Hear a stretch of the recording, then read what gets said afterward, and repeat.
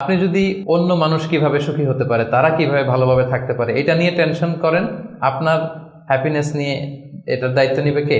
কাউকে দান করেন, চ্যারিটি করেন, ডোনেশন করেন, এটা করার পরে যে কি সুখানুভূতি, অনুভূতি কি আর বোঝানো যায় না? ওটা অনুভব করতে হয়। এটা আপনি অনুভব করবেন, এবং যারা আপনারা এটা করেন নিশ্চয়ই অনুভব করেছেন। তো এটা যদি আমাদের মধ্যে থাকে, এটা আপনাকে হ্যাপি করবে।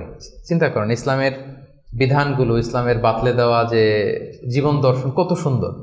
মানে পুরো সমাজের সবাই যেন আমরা হ্যাপি থাকতে পারি, এরকম একটা সিস্টেম, তাই না? অন্যরা হ্যাপি আমি করতে যাচ্ছি, আমি হ্যাপি হয়ে যাচ্ছি। এবং সহিহ মুসলিমের একটা হাদিস এখানে আমি উল্লেখ করতে চাই, লম্বা হাদিস, শেষের অংশটা, টেক্সটটা হচ্ছে এরকম যে আল্লাহু ফি আউনিল আবিদি মা কানাল আবদু ফি আউনি আখি। রাসূল সাল্লাল্লাহু আলাইহি ওয়াসাল্লাম বলেন, আল্লাহ তাআলা ততক্ষণ পর্যন্ত বান্দার সাহায্যে থাকে যতক্ষণ পর্যন্ত বান্দা তার ভাইয়ের সাহায্যে থাকে। কথাটা বুঝতে পারছেন? আই রিপিট, আল্লাহ তাআলা ততক্ষণ পর্যন্ত কোনো বান্দার সাহায্যে থাকে যতক্ষণ পর্যন্ত এই বান্দা তার ভাইয়ের সাহায্যে থাকে। তা আপনি আল্লাহর সাহায্য পাইতে হলে এটার কন্ডিশন কি বলেন তো দেখি? আপনার ভাইকে হেল্প করা, তাকে হেল্প করেন, তার একটু উপকার করেন, আল্লাহ তাআলার পক্ষ থেকে নুসরাত, সাহায্য, এটা নেমে আসবে। সুবহানাল্লাহ।